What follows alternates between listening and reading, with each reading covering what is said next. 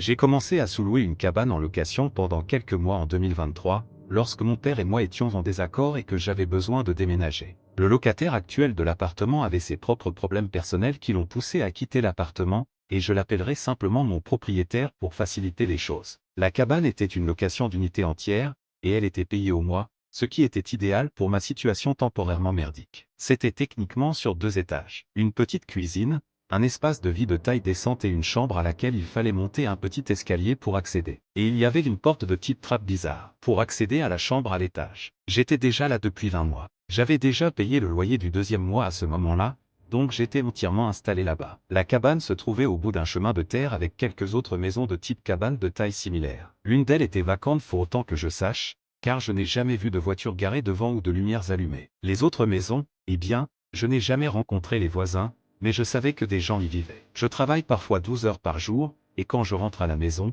je suis complètement épuisé, et je vais directement me coucher et regarde la télévision jusqu'à ce que je m'endorme. C'était une de ces nuits. Je suis rentré à la maison, j'ai préparé un sandwich au beurre de cacahuète et à la confiture et un shake protéiné pour mon dîner de fin de soirée, puis je suis allé me coucher. Je ferme toujours la porte dans le sol tous les soirs. Je me sens mal à l'aise la nuit, lorsque l'entrée de ma chambre est ouverte. Quelque chose dans cette porte me fait me sentir exposé ou vulnérable. Bien que cette porte dans le sol n'ait pas de serrure. Cette cabane était faite pour une personne ou un couple.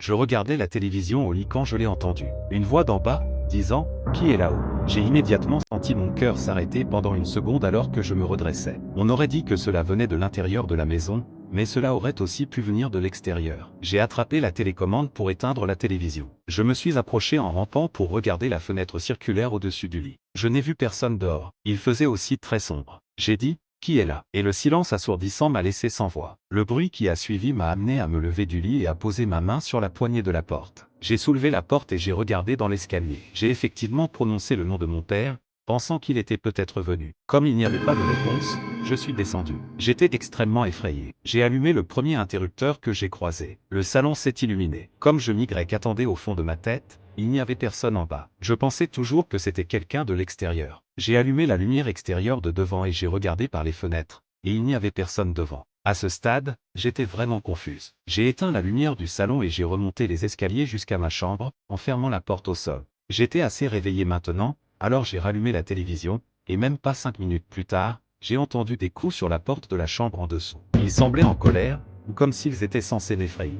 S'il y avait un doute avant, cela le confirmait. Quelqu'un était dans la maison. J'ai laissé la télévision allumée cette fois-ci, et je suis resté complètement immobile parce que j'avais vraiment trop peur pour bouger d'un pouce. Le plus effrayant, c'est que quiconque était là-bas pouvait facilement ouvrir la porte, car il n'y avait pas de serrure. Je suis resté silencieuse pendant environ 20 minutes, et une fois que je me suis senti à l'aise pour bouger, j'ai cherché mon téléphone, et bien sûr, de toutes les fois, il n'était pas sur ma table de nuit. Je ne pouvais pas le trouver. Je l'avais peut-être laissé en bas. J'ai donc ouvert la porte de ma chambre et j'ai regardé en bas des escaliers. Avec la lumière changeante de l'écran de télévision, je pouvais voir juste un peu en bas des escaliers menant au salon, alors je suis descendu tranquillement, et quand j'ai atteint le bas, au lieu d'allumer les lumières, j'ai couru par la porte arrière pieds nus et j'ai couru vers la maison du voisin le plus proche où je savais que des gens vivaient, et j'ai vu que leur lumière était allumée. J'ai frappé à la porte plusieurs fois, puis j'ai remarqué quelqu'un à la fenêtre à côté de la porte, qui me regardait. Je ne savais pas depuis combien de temps il m'observait. J'ai crié à travers la vitre en expliquant ce qui s'était passé,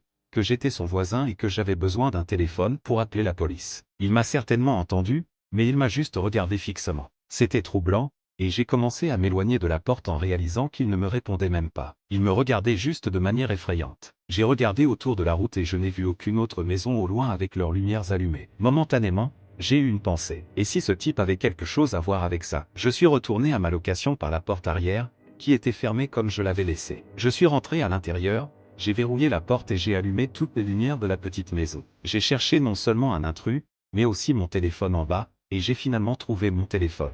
J'ai pensé à regarder là-bas. J'étais tellement fatigué plutôt que je l'avais laissé dans la console centrale, je suis retourné à l'intérieur. La télévision était toujours allumée, en haut dans la chambre. J'ai monté les escaliers et quand je suis arrivé en haut, j'ai vu quelqu'un assis sur mon lit, regardant la télévision. C'était un homme, ai-je crié, et il a tourné lentement la tête pour me regarder, et avant que je puisse voir quoi que ce soit d'autre, j'ai couru en bas des escaliers et dehors, et maintenant avec mon téléphone appelé le 911, j'étais assise dans ma voiture verrouillée en train de surveiller la maison en ligne avec le 911, et j'ai vu quelqu'un passer devant l'arrière-cour de la maison, disparaissant dans les bois. J'ai dit cela à l'opératrice. Lorsqu'une voiture de police est arrivée, l'un des agents a vérifié la maison et la chambre à l'étage après que je lui ai dit que j'avais vu quelqu'un, très probablement l'intrus, s'éloigner dans les bois. Il m'a demandé si j'avais d'autres endroits où passer la nuit, alors j'ai ravalé ma fierté et je suis retourné chez mon père pour la nuit après avoir emballé certaines de mes affaires importantes. Je suis retourné à la maison le lendemain et j'y suis resté une autre nuit, puis j'ai récupéré le reste de mes affaires. Heureusement, le propriétaire a accepté de me rendre une partie de mon argent. Il m'a demandé à quoi ressemblait l'homme, et après cela, il n'a plus posé de questions, ce qui pour moi est assez suspect. Il y avait quelque chose d'inhabituel dans cette situation. De ce voisin effrayant qui m'ignorait aux besoins urgents et soudains du propriétaire de déménager, en passant par quelqu'un qui s'introduisait par effraction dans la maison. Peut-être que tout est lié, ou peut-être que j'y réfléchis trop.